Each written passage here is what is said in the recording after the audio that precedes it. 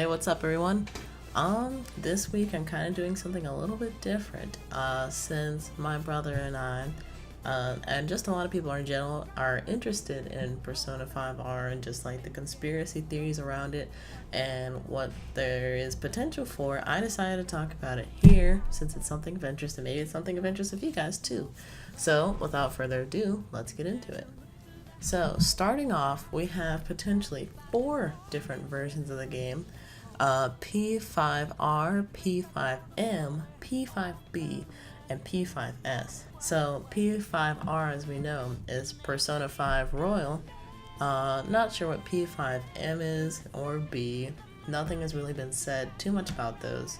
In fact, I've only ever seen one video really talking about it. And then we also have P5S, which some people have thought it to be rumored to be Persona 5 Switch, but I'll get into that later as to why that might not be the case. So starting off with the Persona 5 Royal trailer, we have our character Jane, and Jane is kind of not necessarily denouncing the Phantom Thieves, but she's saying that she doesn't like them, most likely due to their methods of forcefully changing their heart.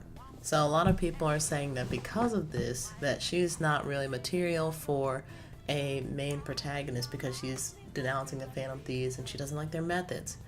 But as we've seen in game, you have the option to say, like, not necessarily go against the Phantom Thieves, but say that you don't agree with their methods per se, but that's what you're doing as Joker. It's possible that they're just taking some sample dialogue from some of those different choices that you have in the game to make the trailer a little bit more interesting and make people talk about it more, as we have been doing. It's rumored that she's talking to Akechi, and if you've seen the game, this is going to be a big spoiler if you have not, but if you have like seen the whole playthrough of the game, you know that Akechi ends up being like one of the bad guys towards the end. So it's possible that maybe she has some background information, or she just doesn't trust Akechi, so she's going to say anything to get him on her side. So here's my argument for Jane being a playable character, which, by the way, for those who don't know, her name's not officially Jane, but that's just what the community's been calling her. It's been reported that there will be a female version of Joker in Smash. I don't really see any other female option for Joker besides Jane, who we've seen in this trailer. We haven't really, there's no confidants of that much importance that I think would be included in Smash, and none of the other Phantom Thieves, because if there were other Phantom Thieves, I think they would have already announced that alongside Joker. Plus, in the Persona 5 Royal trailer, she is seen standing in the center of Shibuya Square. I'm not exactly sure what it's called, but she is seen standing in the center of Shibuya where Joker stands. And the Persona 5 design team plays really close attention to those kinds of things, like just for example with Joker's design, having glasses was very purposeful because of the duality of wearing glasses and not being able to see other sides, and there's like 2 sides, all this other stuff. So I don't think that they would have done that on accident. So putting Jane in the center where Joker usually stands shows that she is of great importance, and I don't think that they would have just put a confidant there. We don't even really see confidants in Shibuya Square until the very end of the game when they're trying to support Joker. So I think that's another step towards Jane being a playable character. If not a main protagonist, just someone that we can kind of switch perspectives and see later on in the game. And then something else that I believe is evidence for Jane being a playable character is that visiting the URL p5s.jp reveals that there's going to be more information about P5S, which will be revealed on April 25th, one day after the reveal of P5R. But the part where I see the evidence is that there was supposedly a calling card left in the source code that says this: "We will show you a new Phantom Thieves that will turn the world's cognition on its head.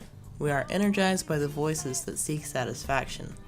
Once again, we will take your heart at the Ryugoku Kokugikan from the Phantom Thieves." And so people are kind of theorizing that there may be 2 Phantom Thieves teams, which I think this note could possibly support it.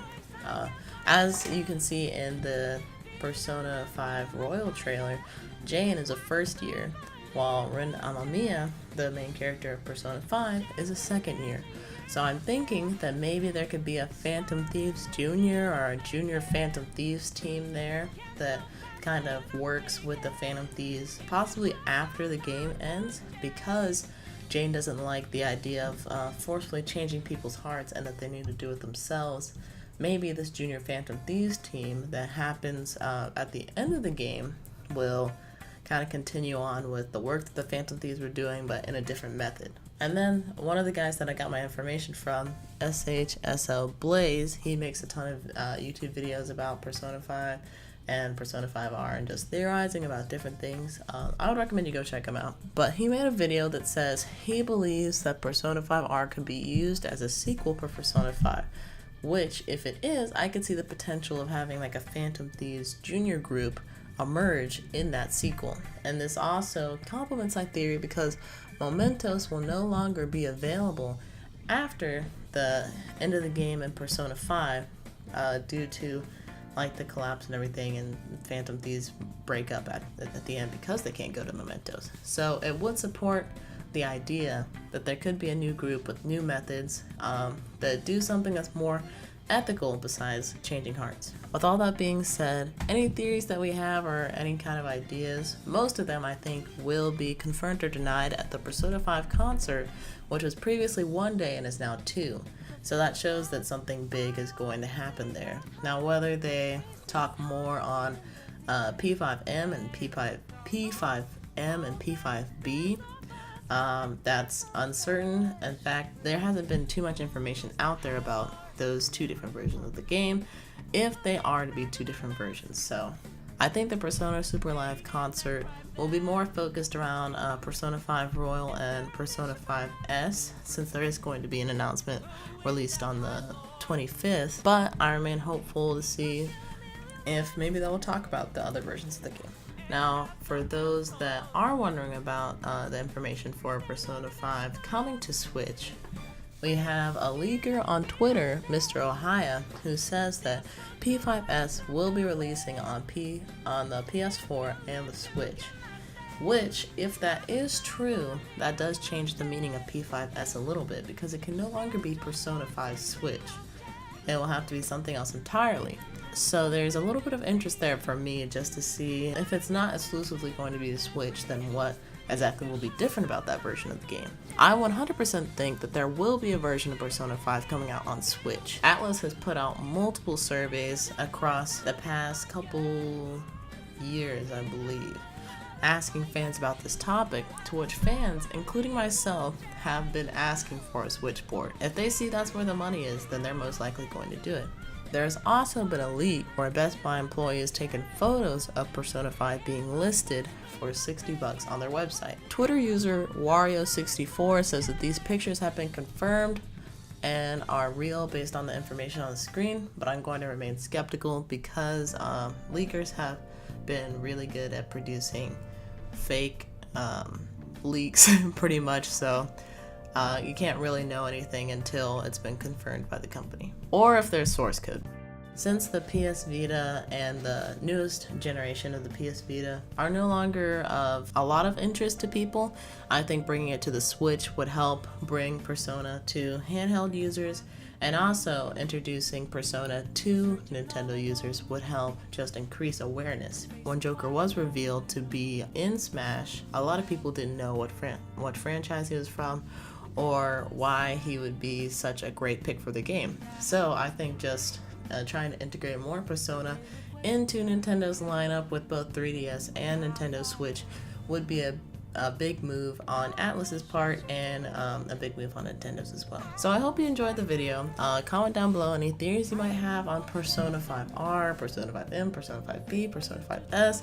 If there's anything that I missed, please drop it in the comments because I would love to know. I'm very excited about this game and I cannot wait till the 25th. I'm absolutely fascinated with this game and anything else that they might produce. So I would love to know that information. If you have anything, even if it's just a rumor, go ahead and drop it. It'll be interesting to see. And for everybody else to share, it'll be interesting for everyone else to see as well. So that's going to do it for this video. Make sure to drop a like if you enjoyed it, or if you just found anything useful out of this video. Share it with any other Persona 5 fans or Persona 5 theorists, Persona 5R theorists, anybody who's interested in Persona 5.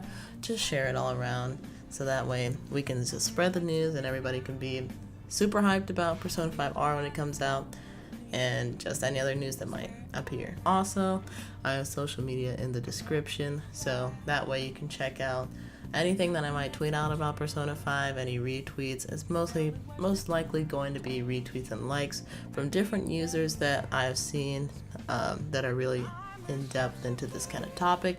So that way you'll be able to get more information more readily as well. And with that, we're gonna wrap everything up. I hope you guys enjoyed, and I will see you in the next video. Bye!